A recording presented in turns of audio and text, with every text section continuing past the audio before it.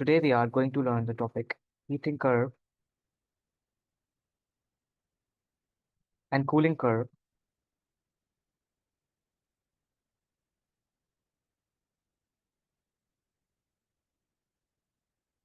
of a substance.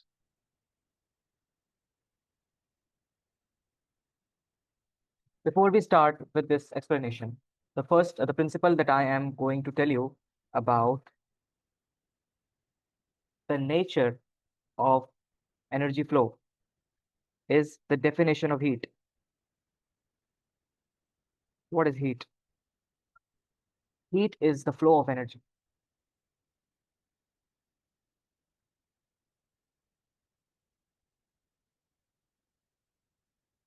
And what happens when a substance is heated? Let's suppose this is an ice cube and it contains particles that are packed together very tightly.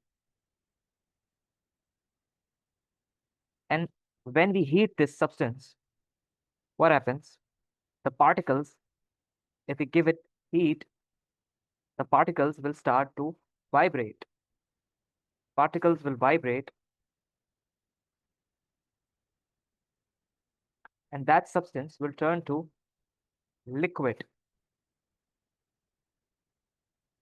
The liquid will contain freely moving particles because the forces there, intermolecular forces,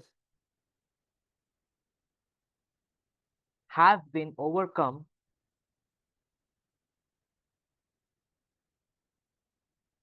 by absorbing heat,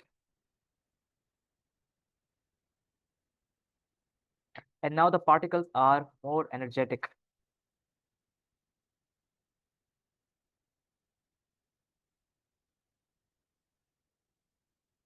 If I take this procedure even further, if I give it more energy, water in the ice cube will become a gas or steam. The particles are now even more energetic and particles are far away now. So this is what happens when a substance absorbs heat.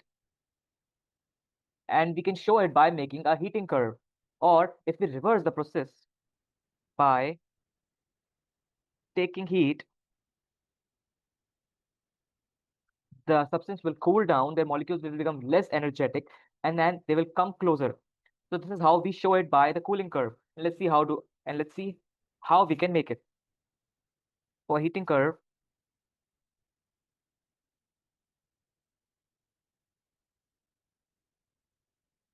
we take two quantities.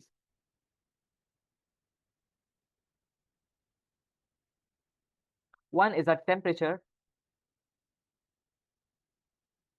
and the other one is time. We draw a graph like this. Now, why a graph is drawn like this? Graph is drawn like this to explain how one thing changes with respect to another, how the temperature changes with respect to time, and then it shows the dynamics of the reaction. I'll give you an example of it. Let's draw heating curve for water. Similarly, we need to have two quantities. We need to have time, time at our x-axis. Why at our x-axis, our horizontal plane? Because time is independent. And the next quantity that we need to have is temperature. We also have to add their units because they are physical quantities and they are measurable. Okay. So it needs to explain that I am going to add some scales for better understanding. I'm going to add a scale of a 0 and a 100. These are the scales that I am going to add. So what happens then? This object is frozen. Let's suppose we have a frozen ice cube. And as soon as it gains heat, its temperature will increase. But there will be a point. These particles are getting excited and they are jumping around and their intermolecular forces are getting weaker, they're getting energetic. But there's a point, then the progress will seem to be stagnant at supposedly 0 Celsius. And why is it happening? It is happening due to a reason that your ice is changing its state. Yes. At this point, at this point, the particles gain energy. But in order to change the state, and undergo melting, all of the particles need to have gained a minimum amount of energy to change their state. So this is a transition state. Then we are moving upward. Then the our substance have melted, our ice cube has melted, and then it's gaining heat, and it's moving from liquid phase till, and the particle is still gaining heat. And when it reaches 100 Celsius,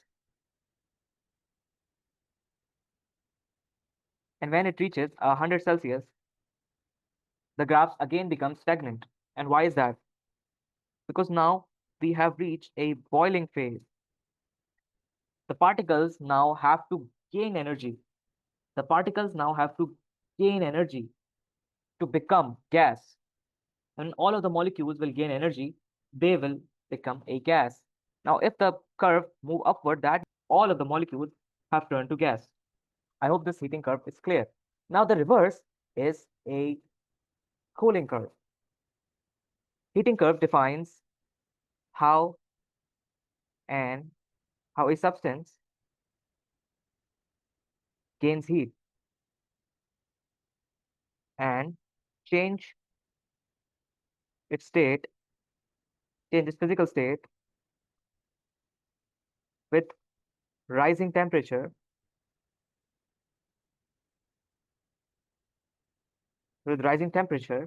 in a given time period. The cooling curve of water. This is the reverse of the heating curve.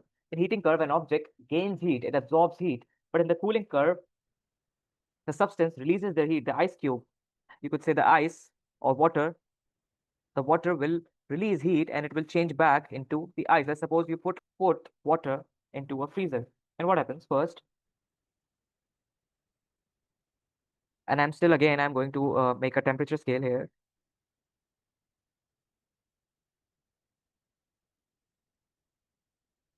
Temperature in Celsius, which is 100 here, and 0 here, and time in seconds. What happens? We have a gas and it starts to lose its energy, and then molecules, and there's again a stagnant phase. But this time, we'll say that this phase is not boiling, it's condensation, as the particles of water are coming closer together. The particles are coming closer together, and they are starting to lose their energy. This is the condensation phase. And when this phase happens, the particles now have gained less energy. The particles have released energy, and they have retained less energy. And then as soon as you give them and you cool them, when you cool something,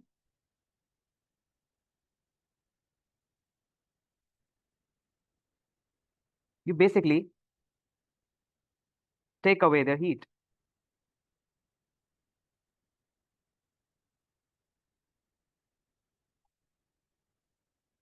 When you cool something, you basically take away the heat. So what happens? The particles now have less and less energy. As they are cooled down, they'll lose energy. They now have less energy and less heat, less flow of energy, and now they are becoming stagnant. Now there's again a phase. Let me extend my graph. So there's a phase, a stagnant phase, where now they have started to freeze. Now the energy is a lot of energy is released, and the particles have now come close enough to get fixed together. So now we can say that the particles are now even closer, that they have formed a solid state. This was a gas state, this was a liquid state. They changed from, they condensed from gas to liquid and now to solid. And they're free and they're now frozen. The molecules of water are frozen. And this is how our cooling curves goes. In the process, in the process, we can say that heat